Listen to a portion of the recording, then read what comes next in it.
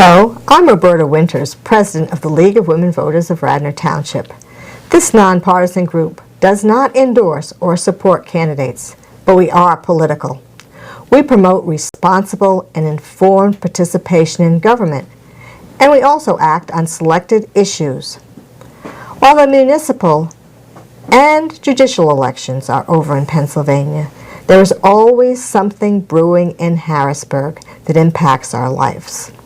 Some of you may have turned into our program on Marcy's Law.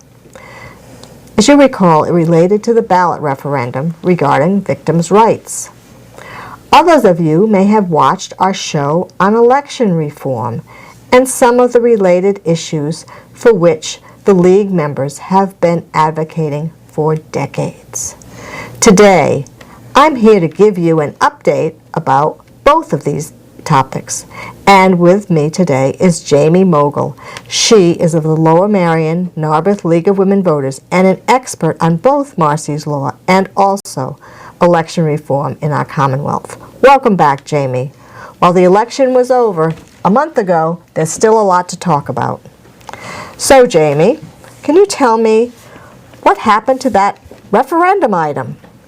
Well, it's hard to believe. We were just here talking about Marcy's Law, and since that time that we spoke, only a couple months ago, since then there has been a challenge to the ballot referendum. Of course, I couldn't speak to that yet, as we were still deciding. At that time, I was part of the board, the state board for the League of Women Voters of Pennsylvania, and so as part of that, well, I presented, and we have a firm rule about consensus and how we join lawsuits, and this was something that we felt needed to be challenged. And through Pro Bono Legal Counsel, that's the ACLU and Deckert law firm, we did bring a challenge, which was an injunction, which was granted. Now that just means that the people did go vote on Marcy's Law, so they saw the ballot question on election day. And here in Delaware County or Montgomery County, they filled in the bubble, yes or no. But those results will not be certified, so not tabulated and certified, till there is actually a hearing, like a full trial on the merits of that Marcy's Law ballot referendum. And so Marcy's Law had to do with victims' rights. And of course, we support the fact that we have rights for our victims and we have laws in the Pennsylvania statutes that give victims rights. But this was, for I recall, a constitutional amendment. And so there were some problems with it, right? Yes. So, yes, to be very clear, as you noted, this is not about opposing victims' rights. Quite the opposite. This, Marcy's Law, as the ballot referendum has been presented, would change our state constitution and affect due process rights for both defendants who are taking on the government and all the powers that be. They could lose their life, their liberty, and so forth. But a victim, in a sense, would have certain rights that could infringe upon already a failing criminal justice system, which is another thing that the League fights to reform. So just where are we now? Is this a wait and see game?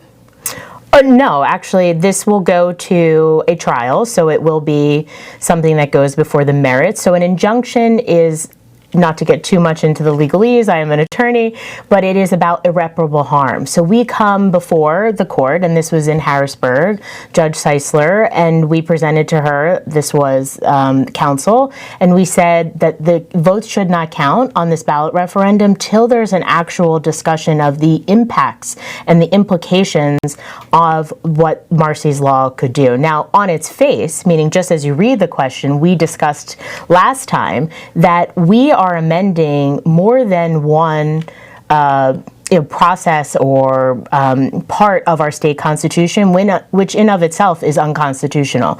We are supposed to be voting on only one change to our state constitution. So on its face, we argued as well that that is unfair. So maybe you want to keep some of it, but you don't like other parts, but we don't really get that chance. So that will be argument. That's another example of an argument that will come out in the trial.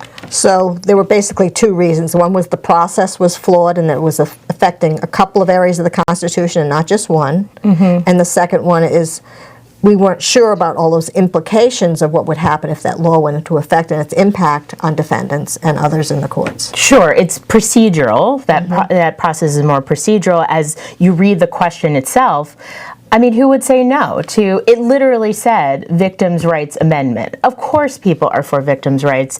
And as I'm sure we'll talk about, a lot of money was spent. I mean, people told me, well, Kelsey Grammer told me to vote for this because they saw him on the commercials for Marcy's Law for PA.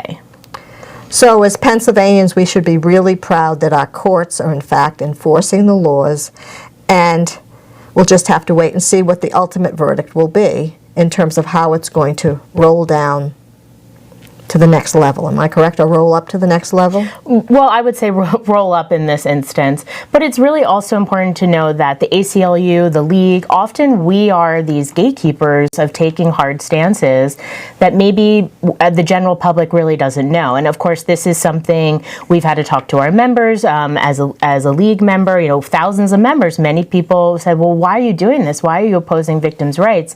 And then once they heard about more of the issue and maybe watched our video or read some news articles, they were more understanding and grateful, very grateful that this is being tried before the court.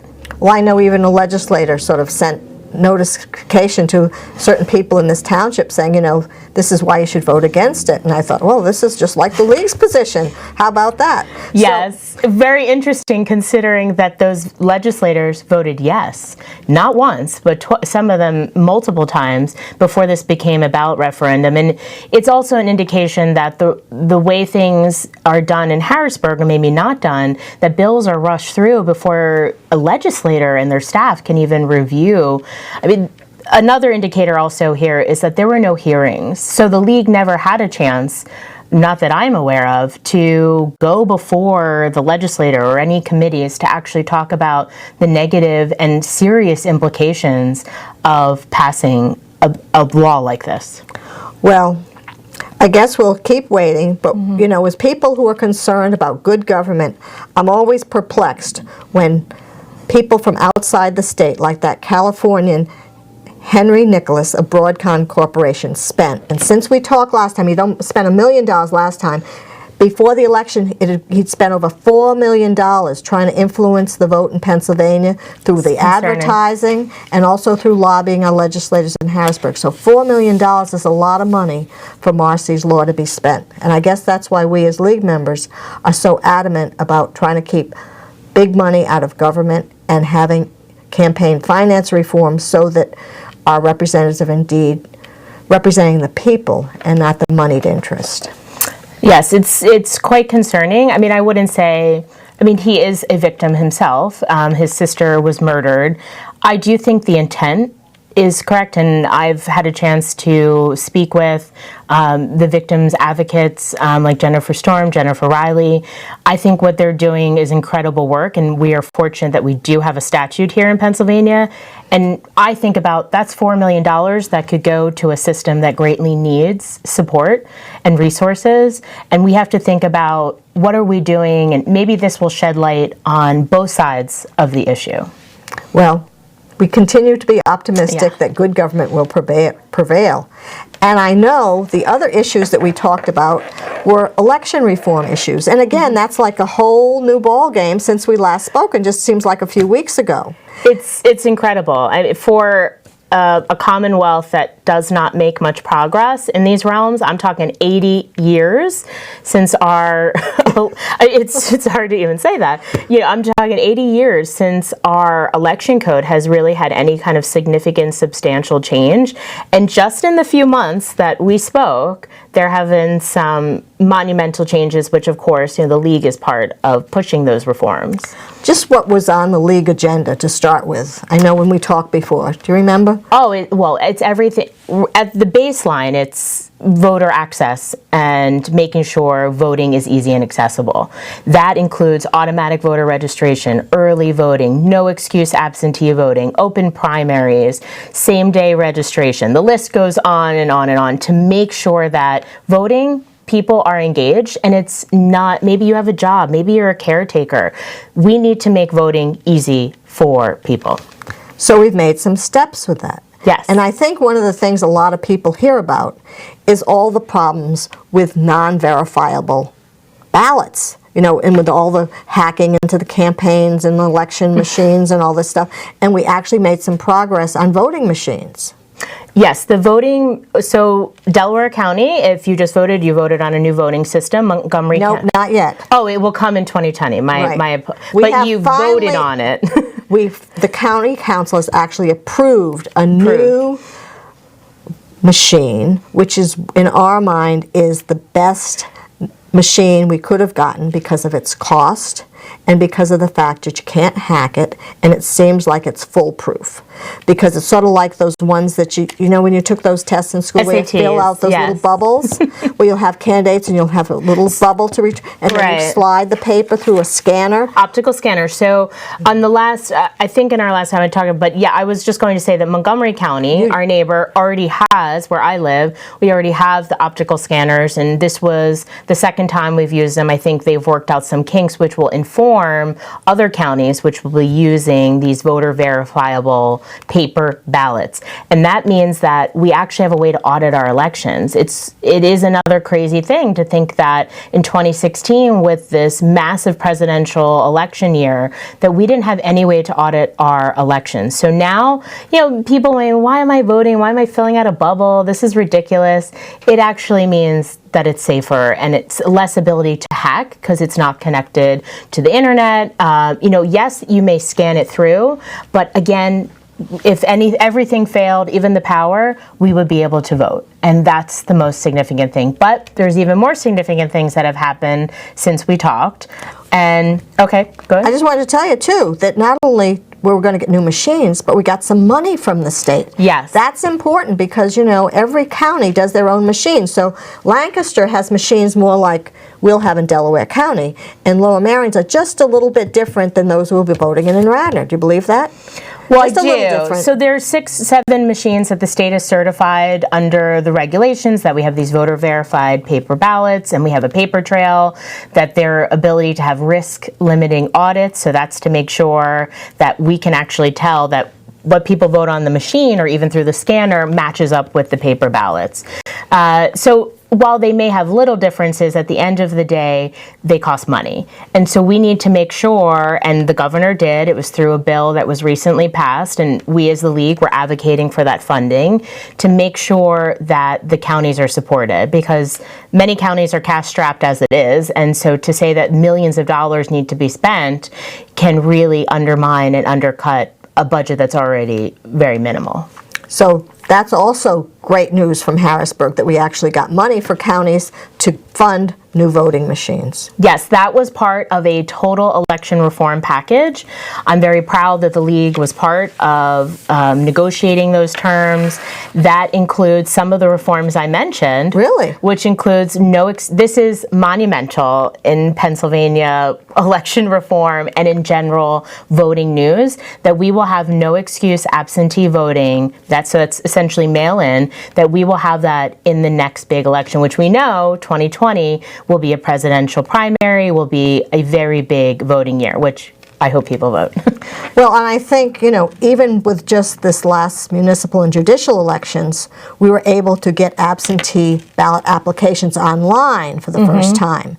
And so now people would be able to get an absentee application online, not have to list an excuse for getting this absentee ballot. Before we had to say we were going to be sick or out of town or in college or someplace, and then fill it out. Now we can get the application, we can fill it out and drop it in the mailbox. So that'll make it easy for the nurses who might be working a 12-hour shift that day. But even better, the package also included that right now, I also spoke last time about how arduous and frankly archaic our rules were about returning that absentee ballot, that it had to be with a time frame that was very short. And now that time is extended. You have till 8 p.m. on election day to return that ballot. So that will greatly also provide for people to make sure that they're engaged in voting for election day. So even until the last minute they can put it in. Yeah, I mean, I've heard some people complain about the machines, so now I can just say, well, look, you can do no excuse absentee ballot voting.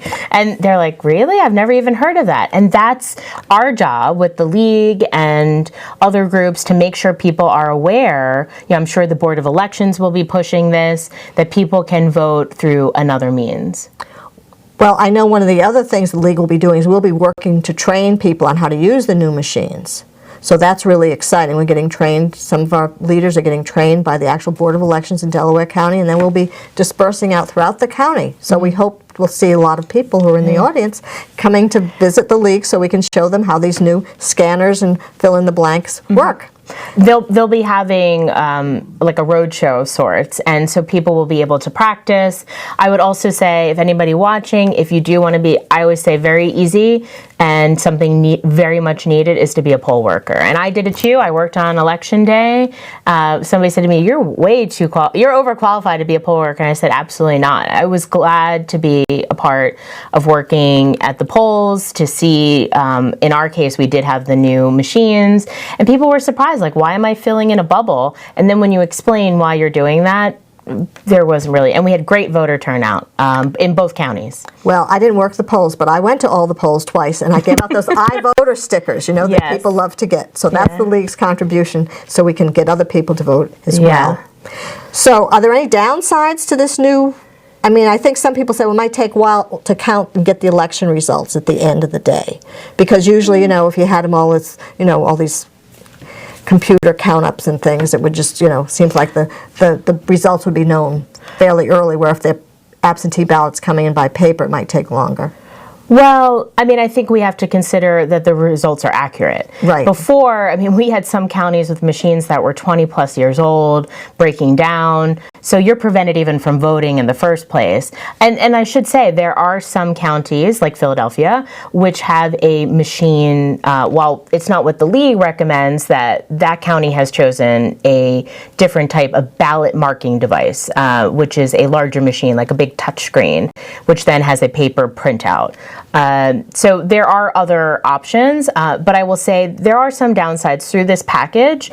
While the league does not have a stance on straight ticket voting, so if you went to vote, that usually see like, oh, I vote all Democrat or I vote all Republican, that will be removed now. We were one of maybe 7 states that still had it, and that will be removed from voting going forward. So in other words, when I go to the polls in April for the primary, we will then, that's a partisan issue, because usually, maybe it will be a partisan issue because there might be movement on the partisan open primaries. But the bottom line is, when I go to the presidential election, that means I can't go and push the button that gives me all Democrats, or push the button that says all Republicans, or pull the lever, right? Or fill in the bubble. Or fill in the bubble. You have to do each candidate individually for each office. Well, the primary wouldn't be as much of an issue, but in this recent general election, I would receive a ballot and I would have an option to do straight party voting, and that will be removed. I mean, there is some research that it definitely has an impact on majority-minority communities,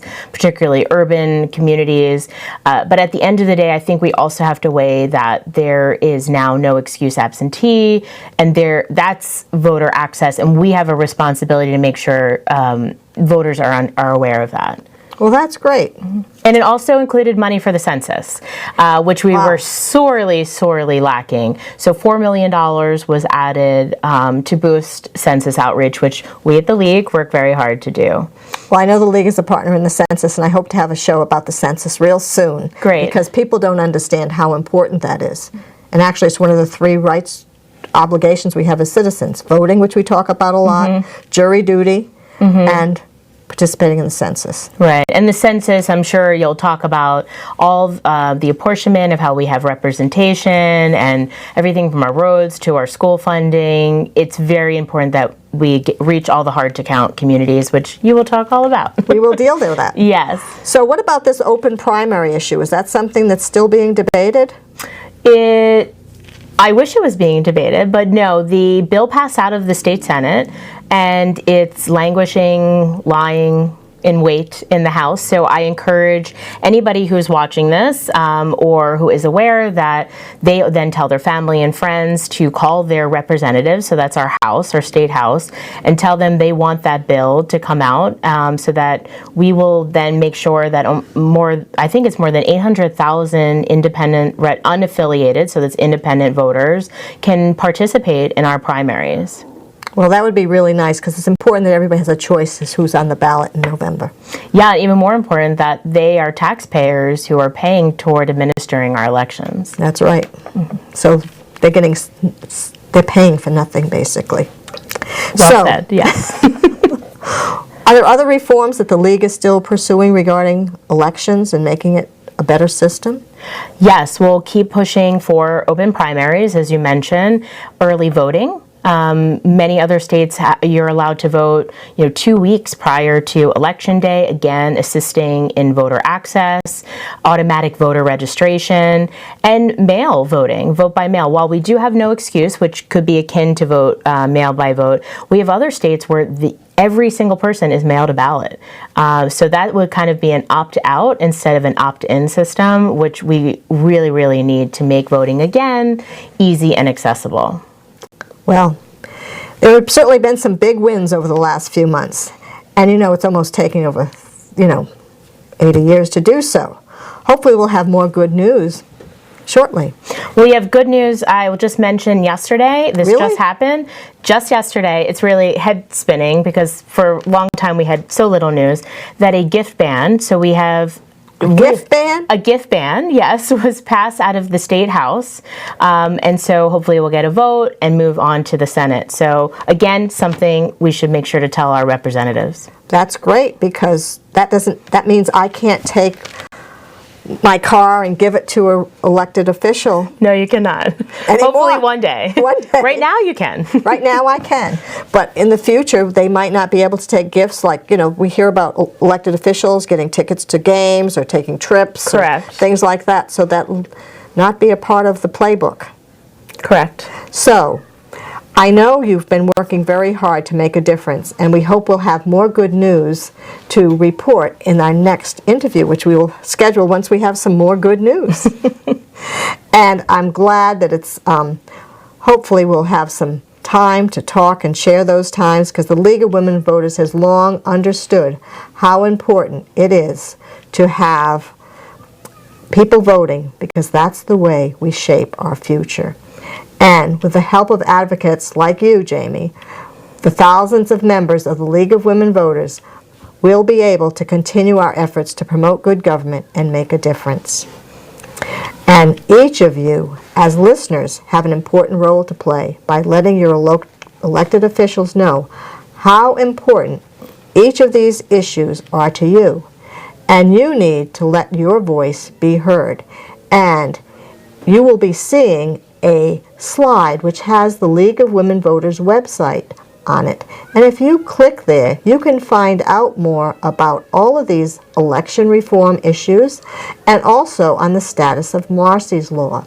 So just go to that website, League of Women Voters of Pennsylvania, and you can find out about these topics by either putting it in the search engine or, again, going to the main menu and looking under issues.